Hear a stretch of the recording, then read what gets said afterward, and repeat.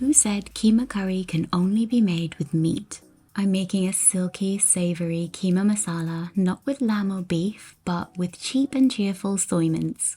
It's deeply comforting and the kind of meal that'll warm you up from the inside out. Keema is thought to have originated in Central Asia, but it was brought to India by the Mughals, who were a Persian-speaking Muslim dynasty that ruled India from the 16th to 18th centuries. The Mughals were known for their love of fine food, and they introduced many new dishes to India, including naan, biryani, and keema. If you're ready, let's make this delicious dish. We'll start by rehydrating our dried soya mince in hot water. There are so many different styles of soya mince and textured vegetable proteins available in shops these days.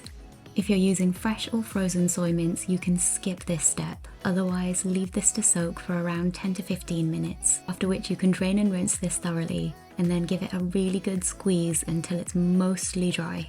Next, add some oil to a pan, get it nice and hot, and then add in some chopped onions. You'll want quite a lot for this. Caramelized onions create a solid flavor foundation for any keema dish.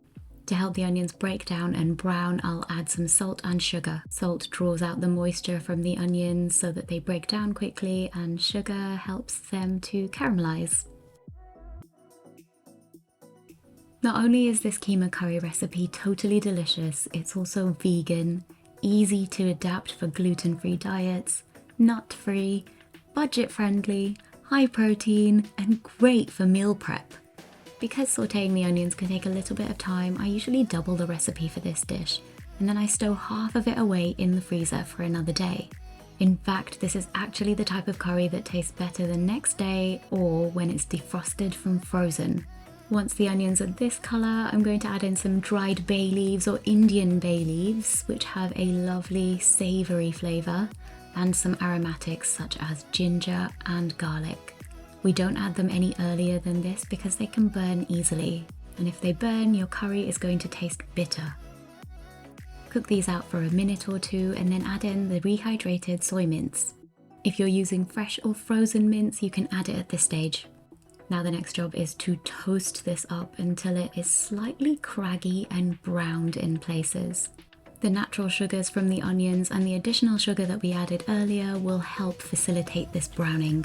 It's important to brown the mince because we're going to get lots and lots of extra flavour from it, so take your time and be patient. Once it looks like this, it's ready and you can remove it from the heat and set it aside while we get on with making the sauce. Add some oil to a pan set over a low heat and add in some ground spices. I use ground spices for ease in this recipe. Not only do they provide great flavour, they're also easy to find in the shops. You'll need ground coriander, ground cumin, turmeric, and some hot smoked paprika.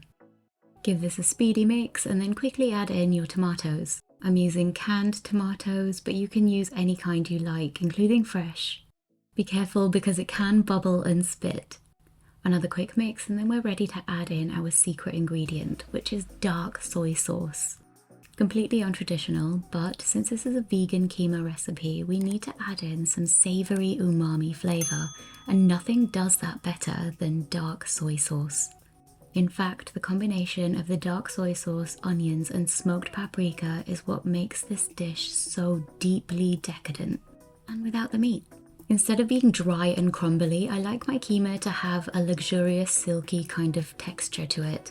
So to do this, I have a little trick, which I call a curry slurry. It's a combination of plant-based cream, in this case oat cream and cornstarch, and I just mix this together to make a thick paste. I've actually borrowed this technique from the Italian method for making bolognese that's luscious and with a very delicate creaminess. Tip the toasted soy mince into the tomato sauce along with a heap of garam masala and all of that creamy curry slurry. Once this is mixed, we'll add in some water to adjust the consistency because we need to simmer this for a little while longer. And that cornstarch and cream mixture is going to give this keema such a decadent, rich texture. You won't believe it's not meat. In goes the water, and the amount that you add will depend on how long you want to simmer this for. I'm giving this around 20 minutes with the lid on over a moderate heat. This is the kind of curry that tastes better the longer you cook it, so if you have time you can even transfer this to a slow cooker and leave it on low for around 6 hours. Cover it with a lid and allow it to cook for as long as you like, making sure you top up with extra water if you need to. After around 20 to 30 minutes, this is what my keema looks like. It is so flavorful and smells incredible. I'm gonna add in some green peas now. You can totally skip this, but it is kind of traditional and I like the freshness that they add. These are just frozen peas, which you don't even need to defrost. You can just chuck them right in and they take just a few minutes to heat through. As you can see, this keema is being served in very much the traditional way, and that is without a sauce and kind of dry, but it isn't dry, if you know what I mean. You can still see that lovely sheen and gloss on the mince, and that has been created by our lovely cream and cornstarch mixture, which is well worth doing. The texture is super decadent without being overwhelmingly creamy. This is going to taste absolutely delicious with some homemade naans. If you want the recipe, then let me know in the comments below. I'm craving something spicy today, so I'm making some green chili naans, and mini ones at that. These are so cute and perfect for scooping up the keema. I don't have a tandoor or clay oven at home, so I cheat by using this upside down method of cooking the naan.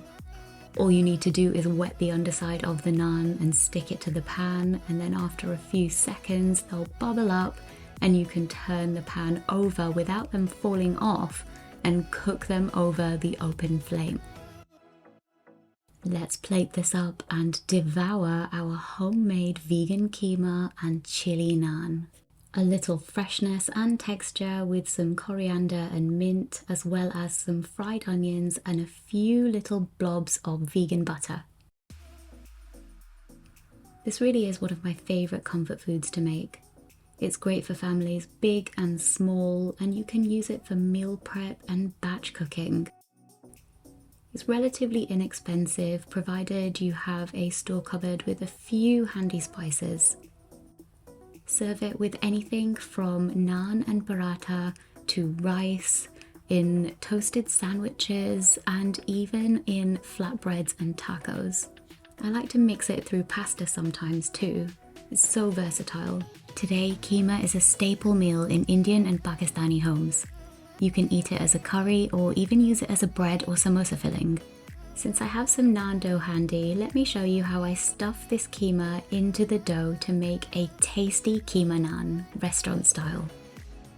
These are perfect for preparing the day ahead to take for lunch the next day or as a tasty on-the-go snack.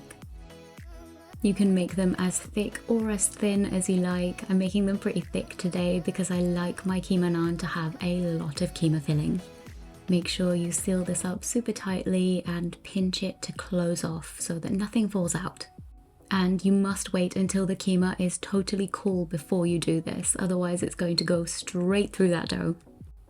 Pat it out and then cook it on your preheated pan, and don't do the upside down method for this because it is super heavy and it's just going to fall off. Just cook both sides normally. And that's it, our keema naan is ready to serve. I like to brush it with some butter before I cut it and devour. I hope you love this recipe, and if you haven't already subscribed to my channel, then please do. When you hit that subscribe button, you are supporting me in bringing you even more delicious recipes. Enjoy, and I'll see you next time.